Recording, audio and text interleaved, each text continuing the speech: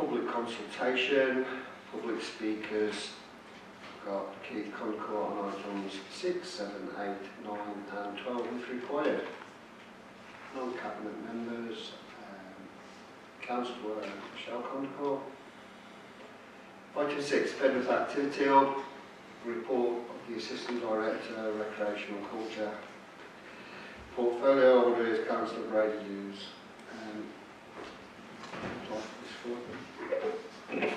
Thank you, Chair. I'd just like to move the recommendations for in 2.1 and 2.2 of the report. Thank you. Okay, thank you. Does that go second, then? Thank you. I'll bring the public speakers in. Mr. Concourt. Good afternoon, Chair. I've been watching this project for a very long while. I think in the days of the previous Labour administration this was going to scrutiny panels and everyone from every party was backing replacing the Bedworth's pool because it was dilapidated 13 years ago when I first became a councillor. So I think everyone was disagreeing with the project, but there is some questions that need asking. One is, obviously, we had a ridiculously expensive project we couldn't afford. We then scaled it back to this project, and there were some aborted costs we still don't know about. And then we read in today's report these overs and extras bits, where we're now putting some things back in we've taken out. And this hokey-cokey we're doing with the design all costs money. It takes money to design stuff and then cost reduce it. And then you realise you need some stuff and put it back in. So it would be useful if the portfolio holder or the officers could actually tell us what bits exactly are being put back in and we couldn't afford and now we can afford. And it's really important to get some of the detail right. When you cost reduced it, we seem to have totally mucked up all the cycle stands and cycle parking, which Michelle and myself have had quite a bit of email correspondence with officers about when it went to planning 2 weeks ago. The changes went through planning in the most incredibly fast way compared to everyone else's applications. But there's lots of detail we need to get right. And I say I'm most disappointed that the cycle racks aren't up to the Borough Council's own planning guidance. And the design and access statement for this said there'll be 5 adaptable stands for bikes. So these are the bikes of disabled people or large family bikes. We have extra bits on the bike. So there's lots of stuff that we need to get right and we haven't. And I'll keep mentioning the skate park because it mentioned in here about all the health benefits from having leisure facilities, but one of the great things we used to have is a free skate park. People could just use it. Now they're doing it in Tesco's or wherever. It was really useful to have the skate park. And the dates in here aren't actually the dates at which various things actually open. They're the dates of building complete. So maybe if we could actually have a bit more of a timeline of the getting it going stage, that'd be useful as well. Thank you, Chair. Thank you, Mr. Concourt. Sorry, I didn't need to tell my water. But we urge you anyway. Has anybody got any points of clarification? No? Okay. Councillor Concourt. Thank you, Chair. Just a few bits I wanted to pick up from the report. It says at 3.2 about the construction of, and it's interesting that it says new pedestrian toucan crossing, because by definition a toucan crossing is one for pedestrians and cyclists. So we really must get a cycle route that goes through Bedworth town centre, so anyone coming from the Griff roundabout direction, maybe from Nuneaton, but that side of Bedworth certainly, can actually cycle through the town centre, down the new path and into the Miners Welfare Park and to the BPAH, because otherwise it's really ridiculous. I did have a bit of a battle over it when it was going to be built, so I would like to know when that's actually going to be able to be used by cyclists properly. Thank you. 4.1.5 it says something, but the costs provided are in the main not an effective use of NBBC limited funds. That implies that some of them are, but we have no visibility as to what, which I think Keith has already alluded to. But it's just the wording makes me very suspicious, I'm afraid. I don't know how, I'd be interested to know how this social value is measured and things, because I find it very strange that to date it says that 13% of social value has already been added, but I can't see sort of much that's of value as it stands at the moment. Yes, there are a few new paths and things, but is that what's been counted already? And the final bit is about the, I think it's very, very short-sighted that it's not been built to the highest standards with heat source pumps, maximum solar, what have you, because it's going to have to be retrofitted. Pingles is obviously being done as we speak. I know costs had to be cut, but other costs should have been cut, and actually this, the eco aspect for the heating, etc., should have been kept in, because the running costs are going to be so much higher because that hasn't been done. So I think you would have recouped the money, very, very quickly. And one final thing is just to say, I'm seeing how big it looks now. I'm pretty glad that it was downgraded a little bit and made a bit smaller, because I still think it looks very, very imposing in the park. I hope it will blend in time with a few more trees planted, which we desperately need and ideally would have already been planted, but that's it. Thank you. Thank you, Councillor Conacher. Any points of clarification? No? Okay. We'll take the points on board. Can we move to the vote? It's been proposed by Councillor Hughes, seconded by Councillor Benson. Take the vote. Okay, thank you. Item 7, culture. Portfolio holder, Councillor Hughes. Thank you, Chair. So agenda item 7, I want to move the report as per the recommendations, 2.1 and 2.2. Thank you. Thank you. Does that get a seconder? Councillor Hay. On to questions. Mr. Conacher. Chair, I think culture is a great way of getting our town lifted up. We've got so much going wrong, so many struggles, so many negatives talked about our town. To actually have cultural events and culture around the town is really good, as long as it's well designed. I'm not talking about the crap thing they did outside the old Wilco's, which I don't know why we spent so much money on that bit now. But doing nice culture and doing sensible things is really important. I went to the opening of the latest exhibition at the museum, and the portfolio holder was there as well. And a lot of places richer than Nuneaton don't have such good exhibitions. So we need these things to be going on, and we also need to publicise them a lot more. I've only just seen some publicity about that event. We really don't sell our good bits enough. And we've had some very spectacular things. The bamboo stuff in the park. Me and Michelle went to Bamboo, whatever it was, in Miners' Welfare Park. Hardly anyone there. It's absolutely stunning what they're doing, but it's the publicity and those sort of things we need to get a lot better. And sell Nuneaton as being a cultured place, not just a place of problems. Thank you, Mr. Conacher. Anybody wants to clarify? I just want to clarify, Mr. Conacher, you don't want that piece of art from down by Wilkinson's in your garden then? No. Right, okay. So that's been moved. Councillor Conacher. Thank you. Again, we really need these events, because we've had some fabulous things that have really brought everyone into town.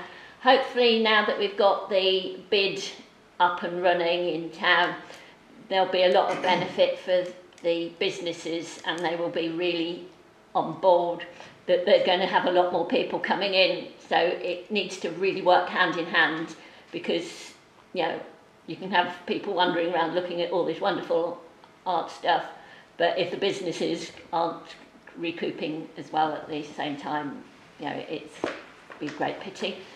On 4.1.2, and last bit of the second bullet point, what is an NPO, please? I'm always coming across acronyms and things, and for the most part they are referenced earlier on, but that one isn't, and I couldn't work out what it is. So if someone could tell me what that is, that'd be really, really helpful. And in terms of public art, there's public art and there's public art. I don't know whether it's referring to sort of temporary things, permanent things. I think, reading between the lines, I think it's probably a bit of both and things. Keith already alluded to, I didn't know he was going to say that, but so not some of the dubious stuff we have had to date.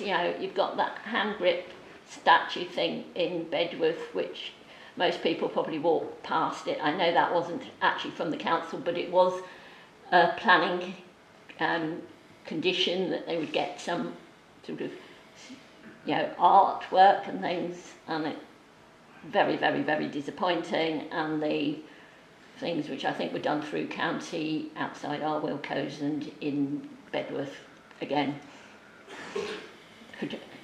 money not well spent. Things. Yes, I think that's it. Thank you. Thank you, Councillor. Anybody got any more clarification?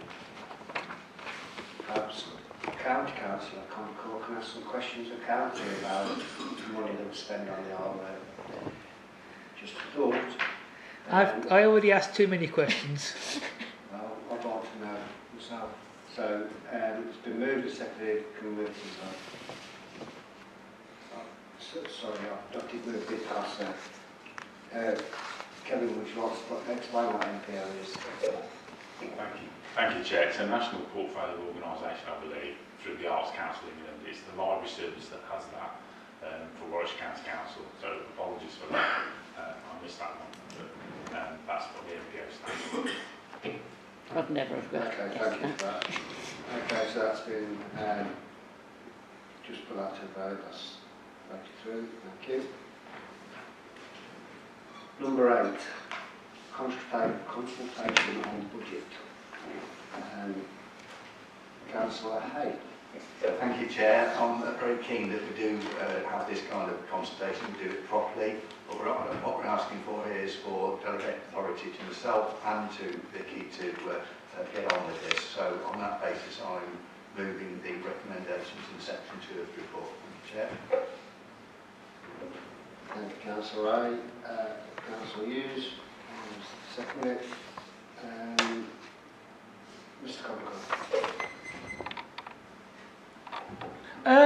We don't have any budget to comment on really at the moment, and obviously it will start to come out as we go into the days before Valentine's Day or whatever day the budget meeting's on.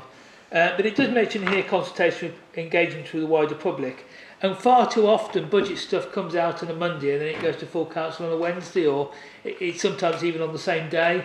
So I think the timeline would be useful to get clarified a bit more, and as much proper consultation, particularly on controversial stuff. I mean, in some ways it's difficult because this council's maybe abolished or merged or whatever you want to call it. So it makes it strange in terms of how much money and how much reserves you use and various things where different things go on. But we do need to get the budget right, and we also need to release, I think, details about what's going on some of our commercial stuff, which will obviously either have an impact or positively in terms of income or negatively in terms of borrowing costs. So I say I'd be very interested in the budget here and how it's impacted, but also I think the public need to actually have a bit more information as well. People like Mr. Smith have all his conspiracy theories, but I think one of the easiest ways to diffuse them is actually to provide public information. We didn't sell the rope walk for £1 as far as I know. It's leased out for a very large sum of money. So, but actually just regularly publishing information is a good thing, and then we can criticise the things that are done badly and praise if you ever do anything well. But it's really important to have, this consultation with businesses to be reflected in consultation to the public as well. Thank you. Thank you, Mr. Concord. Does anyone want some clarification? No? Okay, thank you. Councillor Concord. Thank you.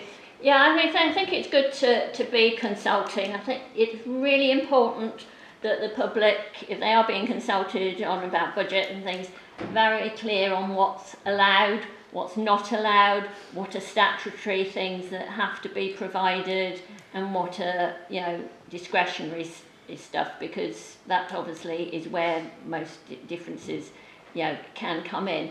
There are timescales here, and it says consultation to be launched on the 21st of October, assuming it's approved today. That's not very long at all, so I assume that there is actually a draft already for what would be consulted on. So could that be shared to members so that we could actually potentially have change any bits that aren't quite right? And also, I'm just concerned as to sort of how it is actually done in terms of this consultation about the Paul Bank Street car park. I mean, it's very sort of, it's quite simple, but at the same time, it doesn't really give that much, and for people to make comments and things. And there's no way of knowing who's made the comments. So if someone does sort of raise things, there's no means of getting back in touch with them. For all you know, you could have the same person putting in umpteen responses and things. So I think there does seem to be some sort of means. I know at county, when they've done consultations, you do get your responses emailed back, so they have got your email and things. So I don't know quite how that would work, but I think that is something that's really quite important, that you know where the responses have come from, and it's not skewed by someone putting in loads of other similar responses, something they really want. Thank you. Thank you, Councillor.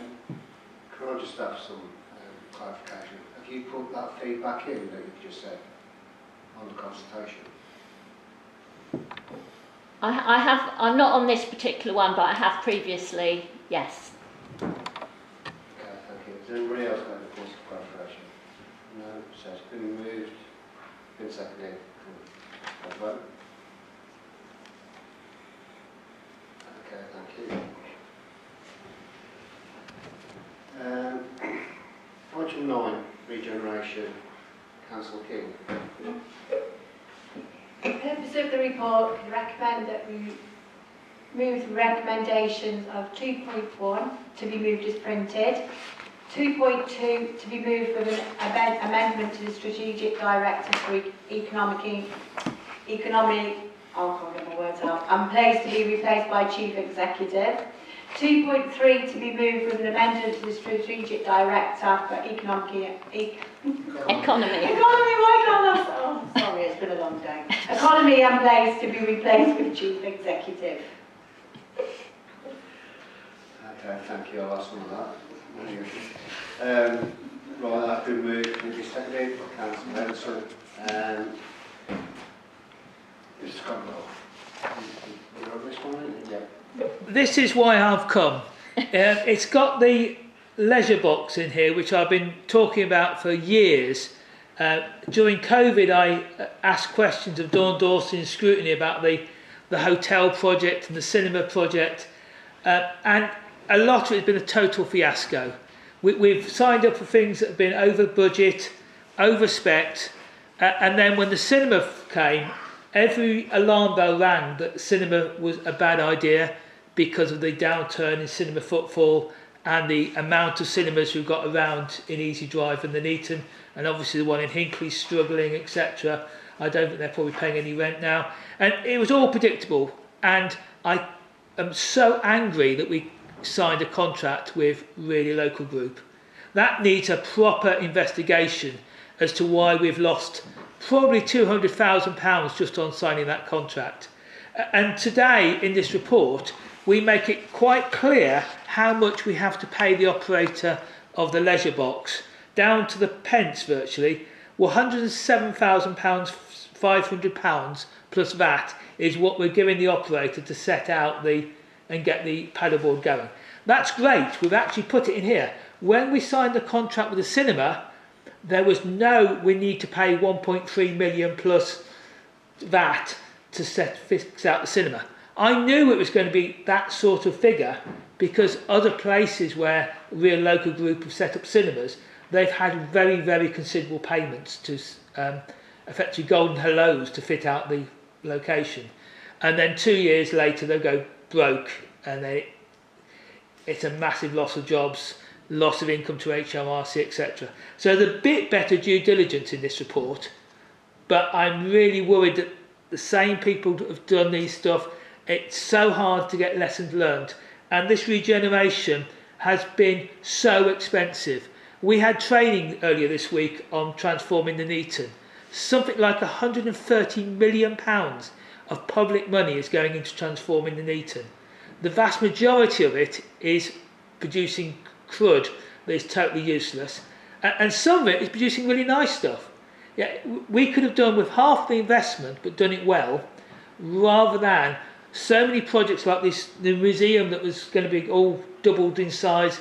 All these projects have gone wrong, have cost us lots of money and lots of time.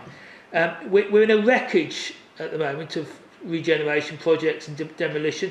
I don't want to say Mr. Smith was right, but if you keep saying it long enough, there'll be bits of truth in it, and we've got really poor value. If you take the investment of public money into the Nuneaton town centre, it's £2,200 for every household in this borough. If we just gave every household in this borough £2,200, we would have a far more vibrant town centre. Thank you. Thank you, Scott. Anyone like more clarification? No. Okay, thank you. Council comment. Thank you. Just a couple of things about this phase 3 being more open space and things. Yes, please. It should have been in the plans initially, I think, because anything that makes it more welcoming, places where people can sit and things, is to be welcomed. So yes. Make sure we've got enough trees, not all bushes which are low level and block views and things. Trees which give shade in the summer, help with water, etc., and make it accessible for everyone. So that's right. I'm not sure about this paddle centre. I do believe it's very popular and a growing sport. I don't know how inclusive it will be, but it's obviously much better than having an empty shell there. So that's good. Yeah, thank you. Thank you, Councillor. That almost sounded like we have done well. But I don't know. Any points of clarification? Councillor King. Thank you, Speaker. Thank you, Councillor. All I'd like to say is that was under the previous administration, and this administration now is much more thorough and efficient. Thank you, Councillor King. That echoes what I just said. Good job we took over. Right, okay, it's been moved and seconded. Can we move to the vote? Thank you. Okay, item 10, civil enforcement. Councillor King. Move the recommendation for 2.1. Thank you. Does that mark for sector? Councillor Hughes. And not actually speaking on this one. So, Councillor. Thank you. I've only just got one thing really to put on this one. How did no one notice or know that it was that out of date?